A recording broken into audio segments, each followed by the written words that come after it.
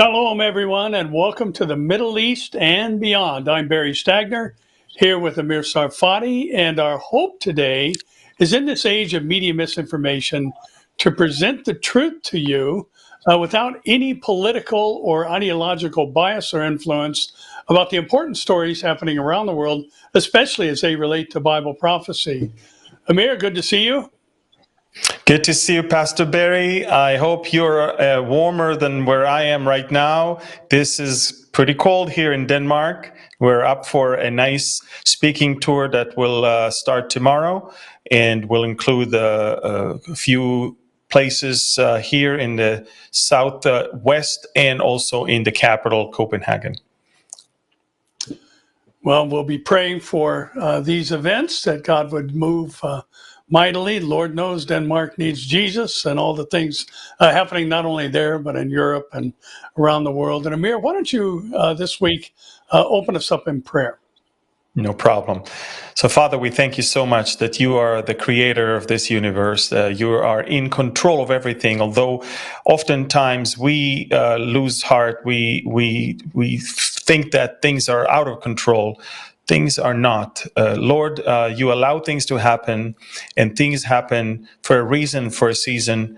And we ask now that this broadcast today will bring a lot of comfort, encouragement, and also boldness to the hearts and the minds and the spirit of your people. We thank you and we bless you in Yeshua's name. Amen. Amen. Amir, I think as always, we need to start, as the title of the program indicates, with the Middle East. And it's curious that here we've got basically 141 square miles on the southern end of Israel that has drawn world attention. Literally, I think it would be quite easy to say that everybody's got an opinion about the Gaza Strip. And maybe you can bring us up to speed on several things, one being the current ground efforts there, also the negotiations for a ceasefire. And then I think there needs to be some clarity on the issue of relocation, because, you know, there's a lot of media opinion out there, misinformation being presented, and not everybody in the Gaza Strip is against it. So maybe you can inform us on those things. Definitely. And again, good that you mentioned that there's a lot of media bias. The media is no longer a way to learn what's really going on. Get away from them, run from them. And we offer you a new media. That's what we're doing. And I'm telling you guys, this is your only way to understand what really is going on. As far as Gaza is controlled, Pastor Barry, we have to remember that we still have got anything between 22 and 24 living hostages in the hands of Hamas, together with dozens of dead hostages. Israel aims to do whatever it can to bring them all back, but we have to be fair, we have to be honest. Everyone in Israel, and even among the parents and the families of the hostages, we all know it is impossible for Hamas to get them all back, because then Hamas will cease to exist. And they know that, and we know that. So Israel has given Hamas time in between to make up his mind and get back. And according to the Witkoff arrangement and to release 10 to 11 living hostages, and then about half of the dead hostages, and then we're gonna enter into negotiation of the final status of what's going to happen. And of course, remember, to begin with, for Israel, one of the main goals of the war is to disarm Hamas and to topple Hamas from being the ruler in Gaza. That is the one thing Hamas will never allow himself to do. Hamas cannot justify its existence without being armed and without being in control. So we have to remember, it's to be or not to be. Israel has decided to put more pressure, apply more pressure by resuming the fighting. Not yet in the strength that we are planning on, but we've decided from now on negotiations will be under fire. That's what Prime Minister Netanyahu said. And right now we're attacking mostly from the air, but also armored forces are already entering, and we are touching the untouchable things in the first round of our maneuver in Gaza. We're going after their political leadership. We're going after people that disguise as journalists, but are not. They're actually terrorists. We know that they're on the list of Hamas, they get salaries from them. We know, payroll, and we know exactly what they do also. And the last thing, we will go after their vehicles, supposedly, civilian vehicles, the infamous white pickup Toyota trucks that, out of the blue, popped out and were used even in the humiliating releasing ceremonies of our hostages. And so Israel is going after all of these things. We cut already all the humanitarian aid. We're doing this. We're mounting more and more pressure. And when the time comes and we realize there is nothing else to do and there is nothing left to do besides full-blown all hell breaking out, then five divisions are going to attack from all sides. Let's look at the map, Pastor Barry, and see. We cleared Gaza Strip. We left only presence in the security perimeter around it, including the Philadelphia corridor, and that's what you see. We cleared. And now we took back the Netzarim corridor. We sliced the Gaza Strip into two, and we're pushing everyone from the north towards the south, everyone from the very south towards the north, and eventually we will gather them all in one small area until Hamas is decimated, Hamas is destroyed, and we're doing that for the most part from the air so far. This is just an interim phase right now, Pastor Barry. We will increase the intensity as we see if Hamas, is going to do something about hostages. Yeah, and Amir, maybe you can address the relocation issue, the immigration into other countries of members of the Gaza Strip, and some of the animosity that's been created by that, when the reality is there's a little bit of a different perspective from many of those who actually live in the Strip. Exactly. Well, first of all, in all conflicts, the world encourages people in conflict areas to leave that area, and millions of Syrians fled to Europe and Turkey, and the world said nothing about that. Even the Gazans, in the latest Gallup poll that was released, we see that more than 50%, look, you're 38 plus 14, we're talking about 52% are saying that they're ready to either move temporarily or for permanently.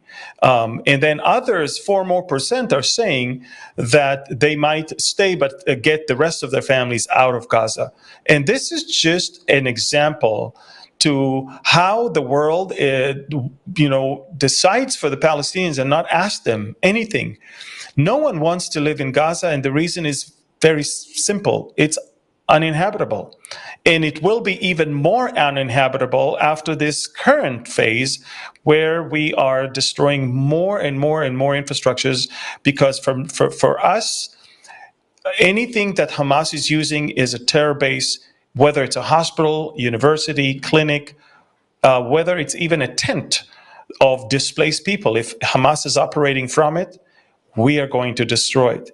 And so people will find out that in order to be away from Hamas, they need to leave Gaza, because Hamas will not leave them. And so they need to leave Hamas. And the only way to do that is to leave the Gaza Strip. And President Trump made it very clear, Gaza is uninhabitable. To ask them to stay is to basically sentence them to death. So we already are working hard on establishing a mechanism that will not just encourage them to leave, but will take practical steps on how to do it and how to arrange it. We are looking for countries, and we already know that the UAE is a great instrument in convincing Egypt to receive at least anything from 500,000 to 700,000 Palestinians into the Sinai Peninsula area. But we know that Somaliland, near Somalia in Africa, is okay with that. We know some other countries that agree to receive. Everybody says there's 2 million people in Gaza. There's not 2 million people. There's hardly 1 million left. So if Egypt will receive 700,000 and others will get 300,000 left, even Jordan and others, this is it. It will allow us to go in and destroy Hamas forever. As long as Hamas is there, there will never, ever, ever, ever be peace and quiet and calm in that area. Yeah, very true. Well, we've also got things happening in Turkey, and there's a rather curious set of circumstances going on there, Amir. And I couldn't help but think of how this is kind of a global situation. We had Erdogan have arrested his major opponent in the upcoming presidential race, the mayor of Istanbul.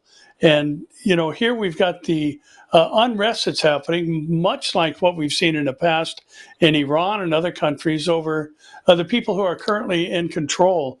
And I think one of the elements of this that is crucial to understanding the prophetic narrative and what's happening in our world is I think that this is contributing or at least indicating to the fact that people all over the planet are dissatisfied with those in leadership. They're tired of war. And here you've got somebody we know that's going to rise up from the revived Roman Empire, that's going to be a man with answers, a man with solutions, a man with a peace plan that is going to bring satisfaction to the whole world. And, many of the people are, basically accusing Erdogan, tens of thousands of people marching in the streets, seeing this as it's been dubbed a legal assassination of Turkey's democratic opposition. And, this isn't the first time this has happened in the country. And, looking at these things, Amir, I think we need to remember that all of these things are contributing factors to what's going to take place in the future. And watching, this unrest in Iran, watching what has happened there in the recent years and the put down of these efforts to bring about a regime change, who knows where this is going to go. And, it could be Erdogan, it wouldn't put it past him that this is going to wind up with some type of violence at the end of it to bring it to a halt. And maybe you can talk about this. I think one of the things I've always found to be kind of a sad development with this change that's happened in the last 15 years in Turkey is Turkey used to be a major vacation destination point for people in Israel. Correct. Turkey was one of our best friends.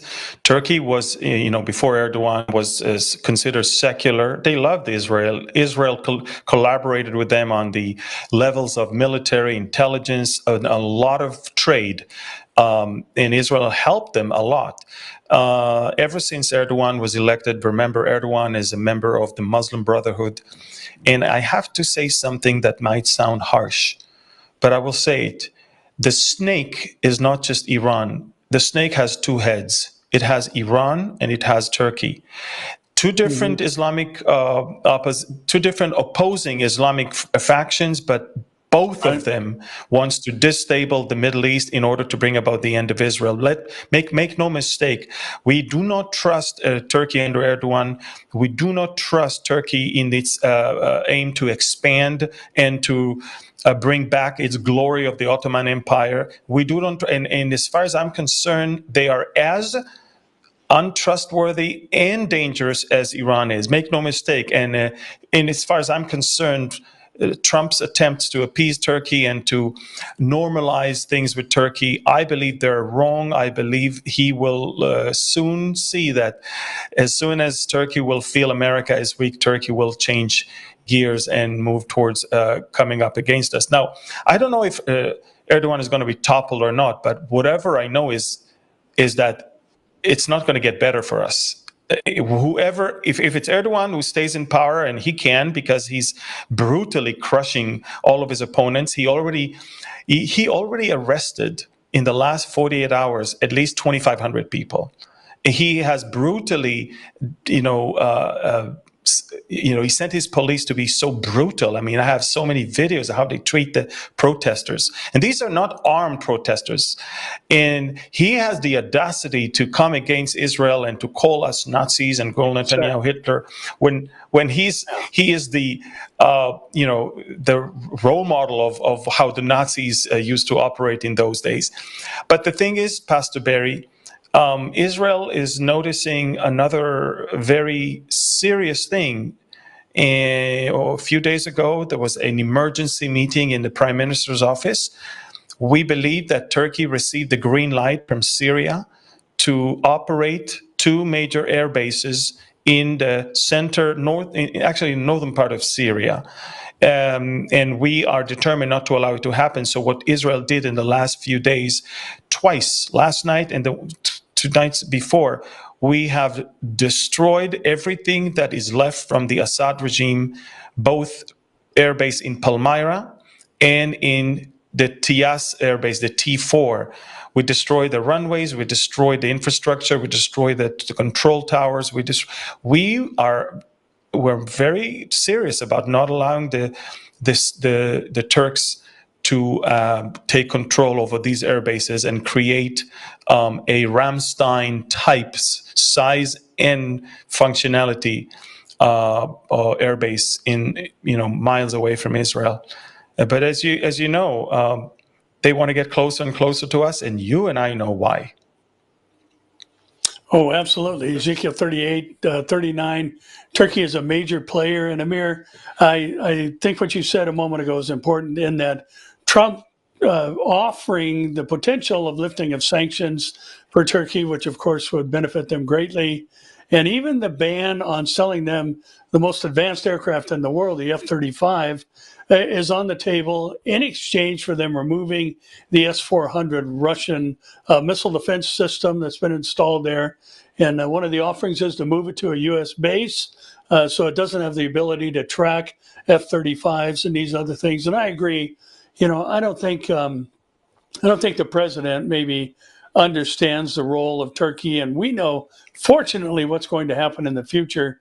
And F-35 or not, we do know who's going to bring the Ezekiel war to the end, and that will be the Lord himself. Yes. And Amir, you mentioned last week the importance of the social media platforms and subscribing and liking and sharing and commenting. And I just wanted to point something out to the viewer because one of the things I think we recognize or need to is that we live in an age where things are different than they used to be.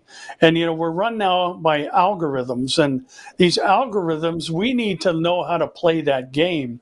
And when you like or subscribe or comment or share, what that does is it opens up the potential for this program to be viewed by people who don't subscribe. I think we've all had things pop up on our feeds like, I wonder where that came from, why I'm seeing that. Well, it's because other people liked it, that other people subscribe. So that will help us get this out into other people's media platforms so they can watch and understand what's really going on in the world, because we truly do live in an age of lies and deceptions. And Amir, every time you've said it, I laugh each time where you have labeled the media Knights. And boy, I don't know that that's anything could be more true about this group we have today. Yeah. And Amir, you guys are seeing some rather interesting things develop in your own country, things that are very similar to the things that we're experiencing now. Some of the threats being made against those who not only are associated with the president, but the president himself. And I think some of these types of things are being manifested in your country as well. Exactly. There's a group of, ex-generals and elite. They're the deep state of Israel. They have a grip on the secret services in Israel. They have a grip on financial branches, the judicial branch, the media, and they have a lot of money and a lot of time in their hand. And they're very frustrated with Netanyahu because he represents the people and he is not really representing them. They want to control the people. They do not want the people to have the power. Just like in America, they want Netanyahu dead. And when I say that, I mean it. They say it. They don't even hide it anymore. I hear it every day. The media is collaborating with them. I actually fear for Netanyahu's life, to be honest with you. I know that he is surrounded by Secret Service that may not even protect him as good as they need to. Because even the head of the secret police, the Shin Bet, is now being asked to resign, or they fired him basically, and he refuses to resign. He's the man that is responsible for the October 7th neglection. Between October 6th and October 7th, he saw all the red flags. He saw all the red lights. He did not alert anyone. In fact, the opposite. the forces on the ground were given a command to clear the border. So, we need to find out what happened there. But one thing is for sure, he's the main person that is responsible for what happened that night or that horrible morning. And let me tell you something, Pastor Barry, the left, the liberal progressives that are so obsessed with killing or removing Netanyahu, they sanctified the head of the Shin Bet. They actually are willing to whitewash everything he did as long as it serves the purpose of toppling Netanyahu. Remember how many times President Trump was about to be killed, assassinated, and how the media nonchalantly just moved on. They never really took anything so seriously, and that's the way we see it now. And so as far as I'm concerned, Israel is in a place where there is an attempted coup d'etat. We're talking about they're using all they can, but the thing is the people are not with them.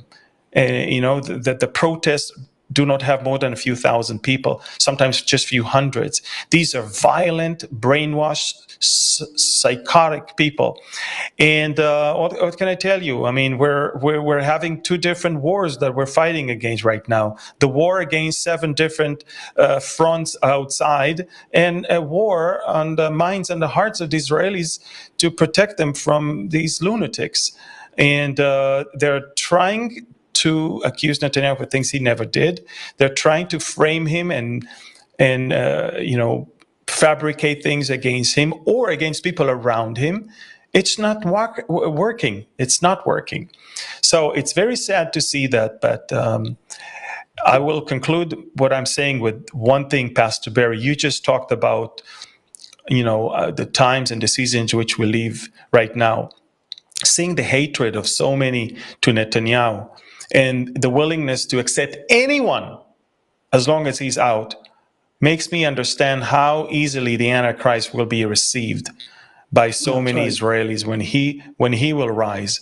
And as far as I'm concerned, it's troubling, but at the same time, we can see it coming. We know it will come, and we need to remember before his rise, our departure comes. Yes, and that's reassuring and comforting. And, Amir, we're seeing so many similar things here in our country. And, Jesus talked about in the last days, lawlessness abounding. And there's a reckless abandon for the rule of law in our country. And, it's a class 4 felony to threaten the president of the United States. Mandatory jail time, potential capital punishment if there's efforts made. But, this is just swept under the rug by people who would prefer that he is not in office, even in positions of political power. And I think we are living in the last of the last days because lawlessness is definitely abounding around the world. Mm-hmm. And Amir, but we have to, things are go for it. Yeah, I just wanted to say that apart from the war we fight all around us, we're still having war that is waged within Israel. I mean, we just had a terrorist that attacked a soldier, grabbed his weapon, and then started shooting at driving cars. And it was 5 minutes from Connect. In fact, one of our senior video editors, she just drove by this place 2 minutes earlier.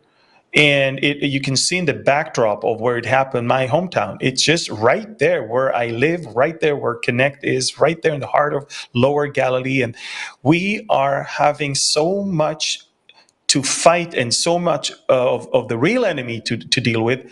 And these lunatics, all they do is just waste our time and energy on fighting the fights between the Jews rather than the fight that we need to fight against our enemy. So it's rather sad. But remember one thing, Barry. Golda Meir said that pessimism is not a luxury that Jews can afford to have, and we are considered the 8th most happiest nation in the world, even though we have war. I mean, this is the latest poll from a few days ago. Of course, the Scandinavian countries are at the top of the list, but we're number 8 out of almost 200 countries, way ahead of Canada and America and most of the rest of the Western European countries and all of that. And why is that? It's because we see beyond it. We see beyond it, and I'm glad that pessimism is not a luxury we can afford to have. Yeah. And Amir, I think just expanding on that, there's another country in the Middle East, Yemen, that a population of 33 million people, 24 million people in that country are in a category that would qualify them for humanitarian aid. In other words, in this one of the world's most underdeveloped countries, poverty is rampant. The vast majority of the population is impoverished, and yet they have the money to fire rockets at the Ben Gurion airport. Thankfully, they were intercepted. I believe it was over Jordan, and never even reached Israeli airspace. But they continue to invest money in the destruction of the nation of Israel, in the interruption of Western thinking, and again, watching what's happening in the Red Sea area in the U.S. now on day 11 of the attacks on Yemen, seeking to disable the abilities of the Houthis to disrupt the shipping lanes in the Red Sea, whether that be the ships that are carrying cargo or even the military ships that they continue to attack. But again, we've got another country that couldn't care less about its citizenry and cares more about the destruction of Israel. And I think this points to what we talked about last week. All this stuff going on in the world is spiritual. And, I know our focus on world events, not necessarily related to biblical prophecy per se, but Amir, I have to say, I have a hard time finding a story that's not related to biblical prophecy in light of what's happening with the focal center of the world, just like Zechariah 12:3 said. Jerusalem, which I believe could be much like the moniker of London or Washington, D.C., representative of the whole country, which would include the Gaza Strip. It's a burdensome stone. Israel is a burdensome stone to the whole world. And the Lord gave a very stern warning about those who would heave it away, that he himself will defend them and cut them into pieces. So it is just a bizarre time, Amir, to see, Yes. these efforts to strike fear. And I mean, when you have to fly all the way across Saudi Arabia and the defense systems that Israel has at their disposal, the motive behind this attack from Yemen on the Ben Gurion airport is nothing more than to cause people to go into shelters, instill fear in them, and disrupt the life and the happiness that you just talked about of the Israeli citizenry, but not going to Yeah. work. No, it's not going to work. And as people could see on the map that we just showed, and we may be able to show it again, Israel is not only destroying those rockets above the atmosphere, outside of our borders, but sometimes big sharpness or big parts of those rockets are still big enough to cause damage when they fall. And so Israel is using the arrow to impact and explode the rocket, but then we use the Iron Dome to hit the smaller pieces in order to get them smashed to tiny pieces and not hurt anyone when they fall. And that is why we have a wide range of alarms all across central Israel, as you can see right now, because when we destroy the rockets above foreign countries, still big portions of that ballistic missile can fall, and we just don't want anyone to get hurt. That's all. But Israelis are not afraid anymore of all of this. We have graduated the Yemeni ballistic missiles academy. We can handle all of that. We don't take them as seriously as we used to because they don't pose a big threat. And a lot of it is thanks to President Trump and his decisive decision to basically decimate them. I mean, tons of their leaders have been killed. In fact, there's a rumor, I don't know if it's true, but at least Yemenite sources are saying that their leader was killed. Abdel Malik al-Houthi was killed last night. Now, I wrote on Telegram that it's unconfirmed reports. There are some pictures of his body circulating. I couldn't show it because I wasn't 100% sure about that. But I'm just going to tell you, don't be surprised if you hear in the next few hours that he himself has been killed also. And America is doing a great job right now, and it's completely different than what you guys did during the Biden administration. Yeah, it's amazing how one man can have an influence that impacts other nations. And again, pointing to the one man who's going to have an influence over every nation. And again, Amir, I just think everything is moving at breakneck speed toward the tribulation period, which, as you mentioned, has to be preceded by the rapture of the church, our blessed hope. And I couldn't help but think Yes. regarding our next story, the old adage that floats around that a fool never learns. And you've got attacks coming from the northern border. Not everything is coming from the south, but the Lebanon continues to be host to Hezbollah, and Hezbollah continues to fire rockets at Israel.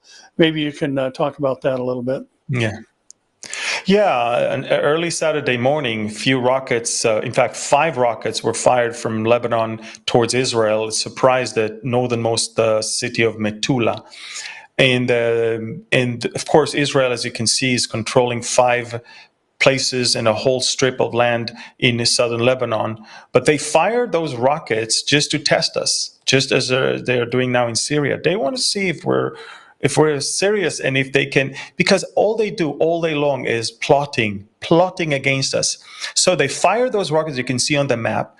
And as a response, Israel blanket raids all across, not just southern Lebanon, but also the Bekaa Valley. And we were asked by the U.S. administration, please don't attack Beirut. We're trying to start something new with the new president. So go ahead, do whatever you need to do anywhere else. And we killed some key Hezbollah operatives. We destroyed weapon caches. We destroyed launchers. We destroyed a lot of infrastructures that we found out recently that they exist.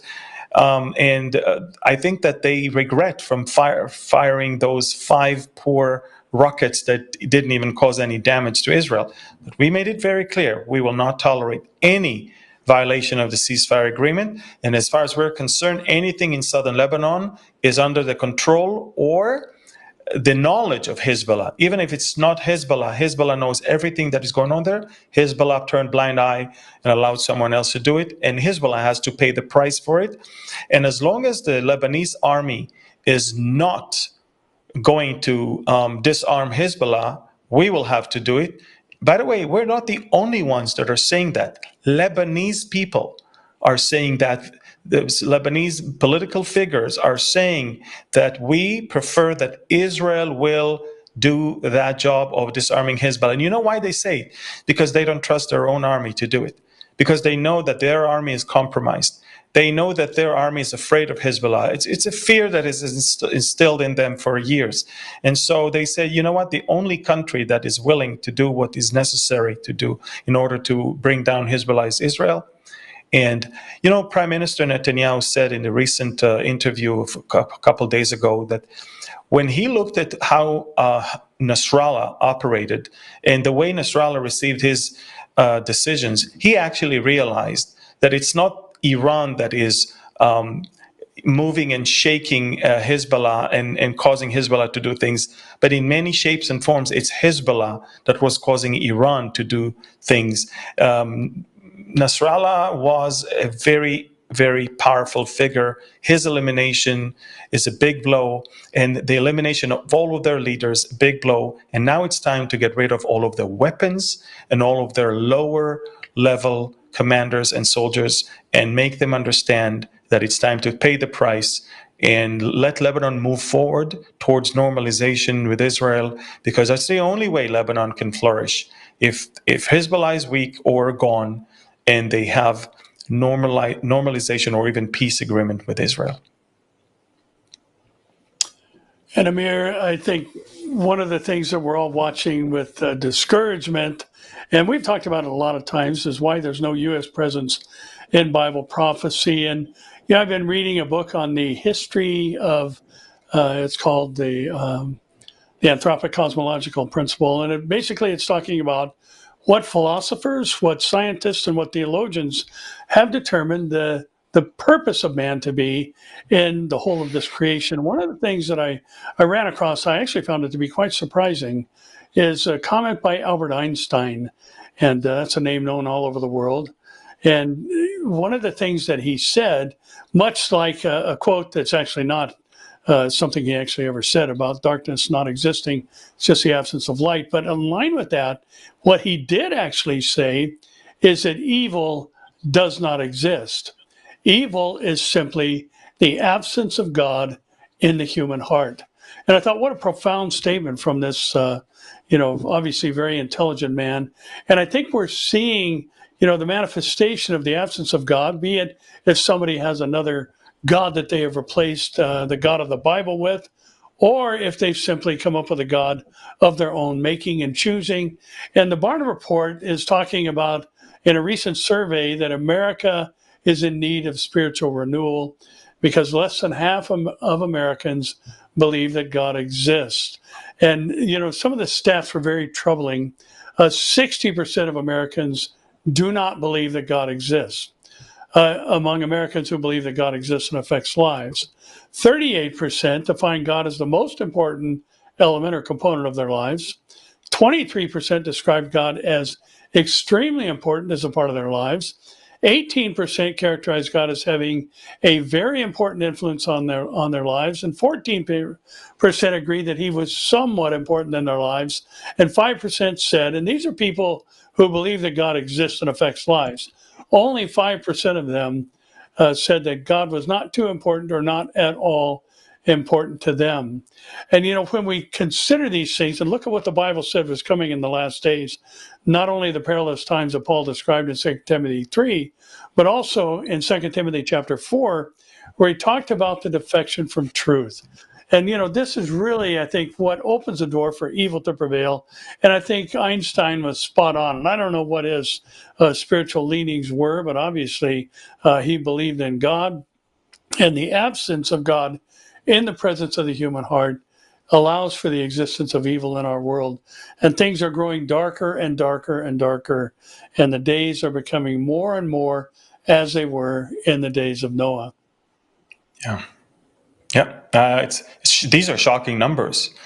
I'm quite amazed, and you know what, Pastor Barry, when people say that things would get better and better, and eventually the church is going to have dominion over the world, look at these numbers. I don't want to discourage anyone, but according to the Bible, things will not get better. Things will only get worse. And the fact that we need to be taken out of here. The fact that we need to be taken out of here for God to judge the world is because things are going to get that bad. So bad news, we're not going to control all 7 mountains. We're not going to control the media and education and military. And we're not. If anything, we see that less and less godly people are in those key positions, and less people even believe in God, and less people are willing to even give their lives to God. And again, during the tribulation, there will be huge revival. We know that for a fact. So, unfortunately, the world has to get a very heavy spanking in order to, get back and to seeking God. And it reminds me of what the Lord said through Malachi to the people of Israel: through their affliction, they will earnestly seek me. And And it seems like it applies to the rest of the world as well. And so, yeah, shocking numbers, but not surprising. Yeah, exactly. And Mir, another story I think that gives us an indication of our proximity to the tribulation. So we know a lot about what's going on. We've all heard about what's going on with Tesla dealers and owners. And a man said that he was shot at while driving his Tesla in Lowell, Massachusetts. And, considering, these things, I think the takeaway from it and all that we're seeing, the FBI issued a warning to Americans to exercise extra vigilance at Tesla dealerships and charging stations after multiple arson attacks. But, what we have, Amir, as far as the takeaway regarding Bible prophecy and what's coming, is that you now have people who are willing to harm other people's property or personage because of their association with another human being. And, this whole, all the rhetoric floating around about Elon Musk and all the things that he is trying to do and bring about that are viewed in a negative perspective, there's going to be a group of people during the tribulation, because of their association with someone, that being Jesus, that they are going to be eliminated by the Antichrist and his regime. So I have to say, as I mentioned a moment ago, we are so close to the Lord coming for us. We've got, violence filling the earth as it was in the days of Noah.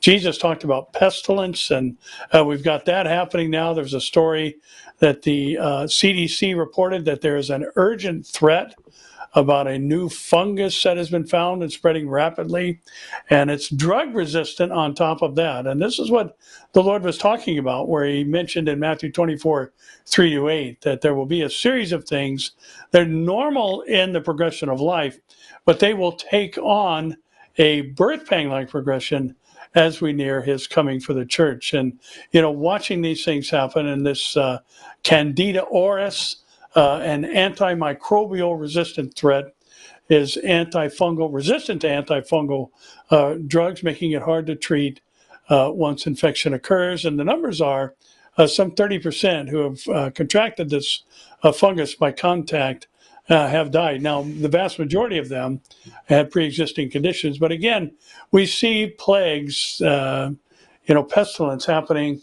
We see the violence of man. We see the hatred of people just because of who they're associated with. I have to say, I think Jesus is coming soon. Absolutely, I agree with you. And it's the same tolerant people that convince you that you must switch to electric car in order to save the planet. And now, many of them bought the Teslas, and now look at what is happening to them. I mean, it's the double face. It's unbelievable. Pastor Barry, see, that's what I like about what we're doing, is connecting the dots and bringing people not only back to understanding what's going on around the world, but also understanding how it fits into the Bible. This is the media I believe Christians around the world should be consuming. Get rid of your mainstream media. They will poison you. This is the new media, and I'm speaking. I'm speaking seriously. I mean, you're being poisoned. And again, as Pastor Barry mentioned earlier, algorithm is the thing that we have a war against. And you are the soldiers, you have the weapon. The weapon is social media. We can give you ammunition, which is this broadcast and others like it. All you need to do is use it. Lock, load, and fire. How can you do it? You should like the video, you should write a comment, you should share it, and you should subscribe to our channels. And this will eventually cause this and other of our videos to appear and pop on the screen of many, many other people, so they can watch, they can learn, they can be educated, and they can also get closer to the Lord.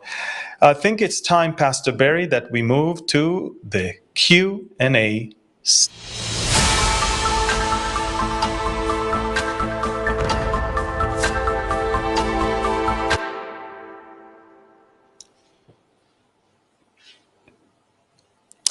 Go ahead, Pastor Barry. I think you have the questions, yeah? Yes, I do. Yes, I do. I was just reading them. Sorry for the delay. Monroe wants to know about Iran meeting Trump's deadline of 2 months to reach a new nuclear deal. And also, there's protest about the return of Prince Reza Pahlavi. And will this have any effect on the Ayatollah? And maybe you can address these two things. Yeah, look, I love the royal family of the Iranians, and they're wonderful people. But I have some bad news, and the bad news is biblically, Iran will come against Israel. Iran will be part of the axis of evil. Iran will be part of the Ezekiel war. And the bad news is that if that's going to happen, then I don't see how the regime in Iran is going to change for something better that loves Israel and supports Israel. I truly believe that Iran will never, ever give up their nuclear program, because that's their insurance policy. I think that they will do whatever they can to drag their feet. They are the masters of negotiations, the master of deception, and the master of the art of the deal. And so they will always come up with something that will cause you to give them more time, and then another thing to give them more time. And before you know it, they've got the weapon already, and you can't touch them. So I believe that what we're about to watch right now is a mind game. But I also believe that someone needs to tell President Trump that time is not in favor of America and Israel.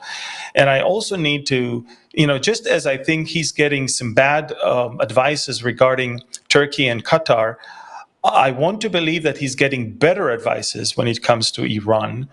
I don't think he needs to give them time. I think that he needs to give them a very strict deadline to either accept a deal that will cause America to dismantle Iran's program, completely dismantle that nuclear program.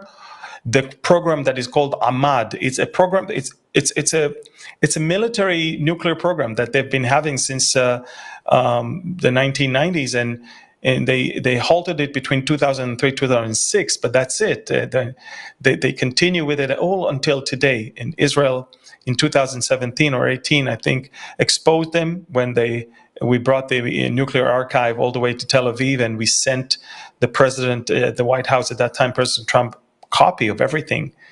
You've been lied to and deceived. That's why he pulled out of the deal then.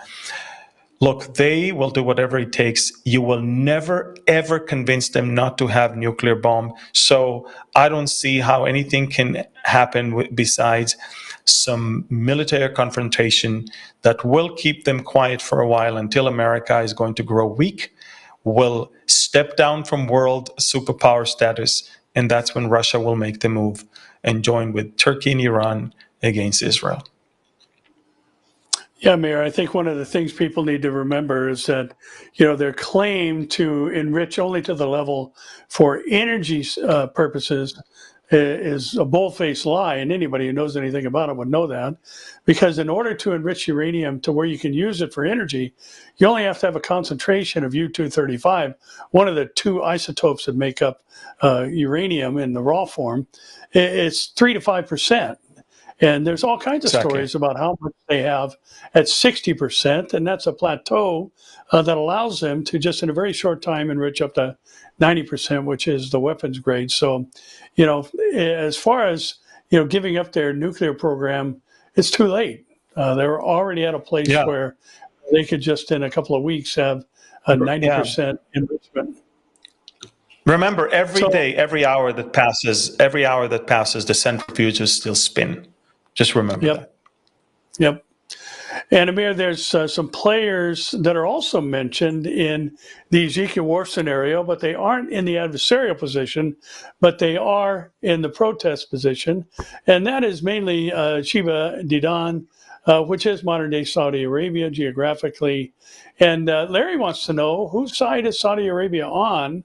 They're so big and so wealthy. Why don't they play a bigger role in the war? I don't trust the Saudis. I never trusted them. I will never trust them. I just think that it's for their benefit and it's their interest to be at the side of the one that will be better to protect them and help them. That's all. It's all about their interest. And remember, the Saudis they played a key role in the 9/11 preparations, and remember, they're not nice people. Look, I'm not one of those people that is mesmerized by the claims of Mohammed bin Salman. Yeah, I'm not. Saudi Arabia would, they come to some African countries, and instead of donating to them hospitals and schools, they want to donate to them mosques. And you and I know what mosques are all about. They are becoming a hub for terrorists. So as far as I'm concerned, I always take them with a grain of salt. I'm not someone who trusts them. But again, I rather have them on my side than against me. I mean, and in the Middle East, it's all a matter of interest. It's all a matter of, you want that the enemy of your enemy will be your friend.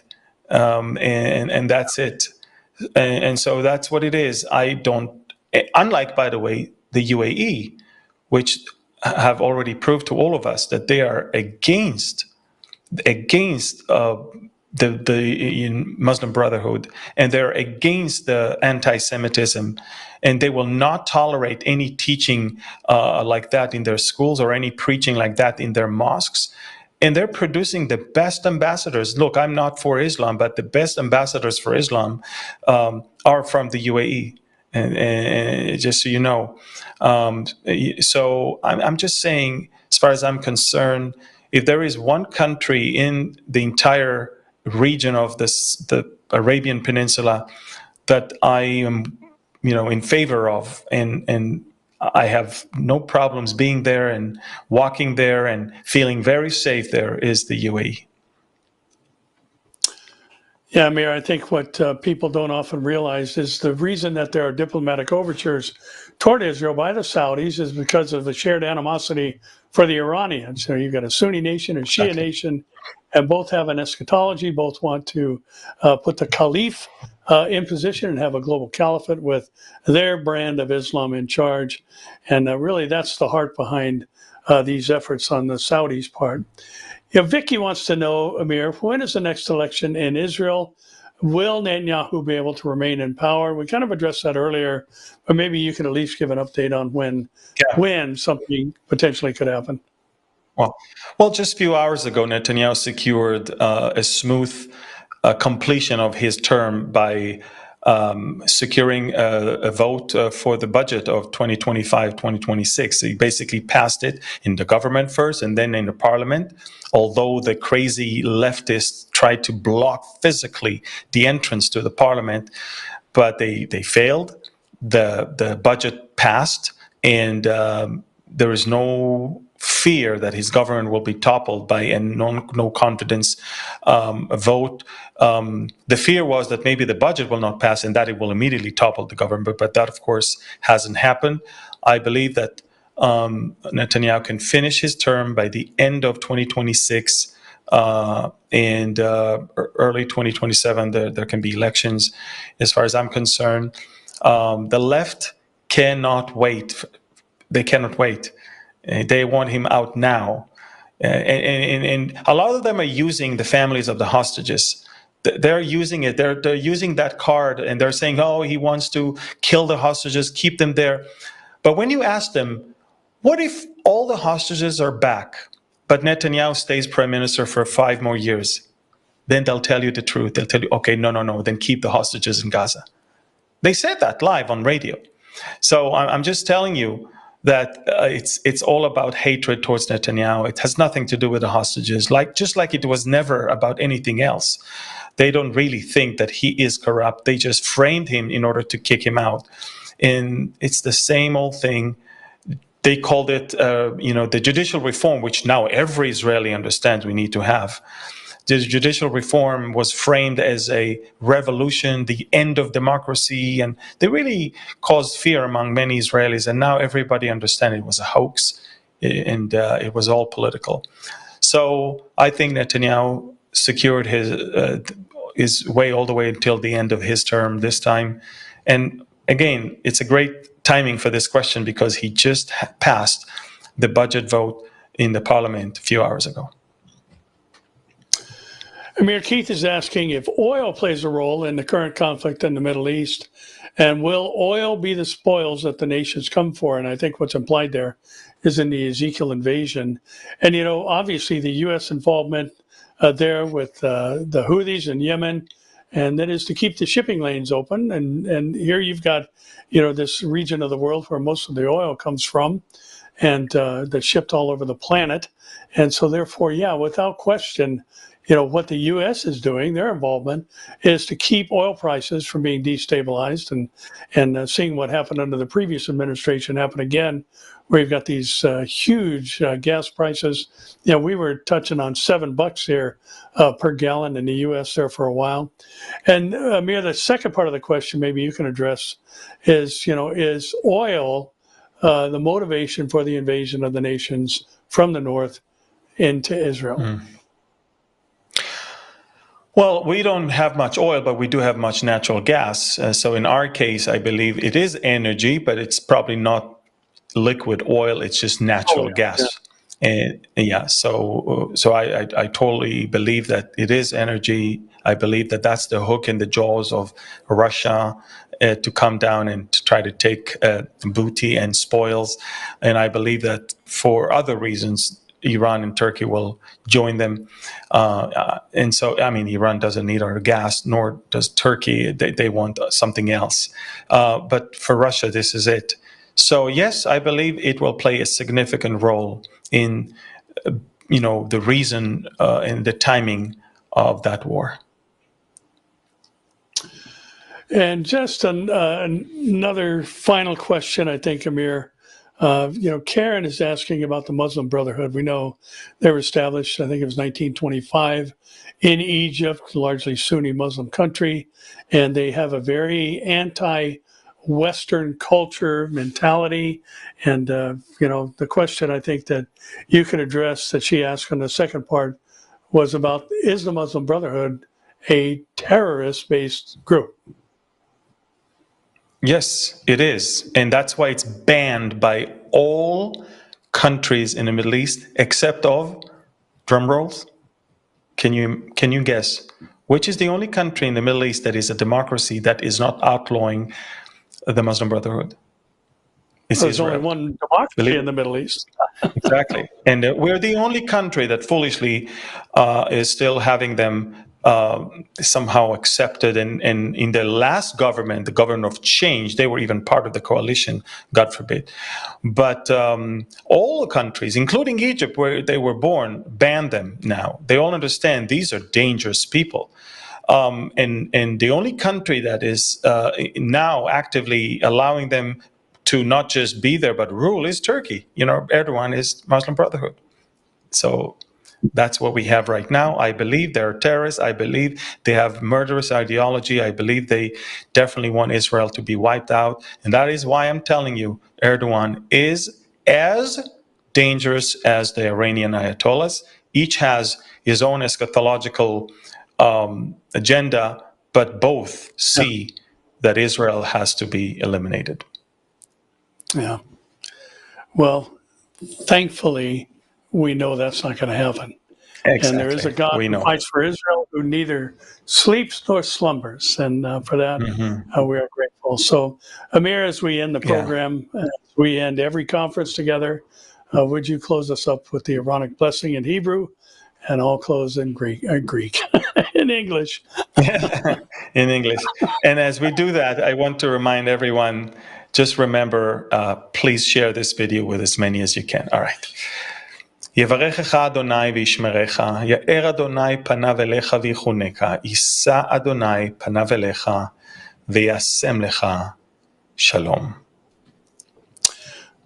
May the Lord bless you and keep you. Make his face to shine upon you and be gracious unto you. May the Lord lift up his countenance towards you and give you his peace. Shalom. Yes. We pray this in Jesus' name. Yes. Amen. Amen. Amen. So thank you very much for watching this Mideast and Beyond. And again, subscribe to our YouTube channel, like, comment, and share this video. Please be good soldiers in this war that we can fight well together and beat the algorithm. Thank you, Pastor Barry, for taking the lead today. And I want to thank everyone from Denmark and Pastor Barry from California. And until next week, I want to bless you all and say shalom. Shalom.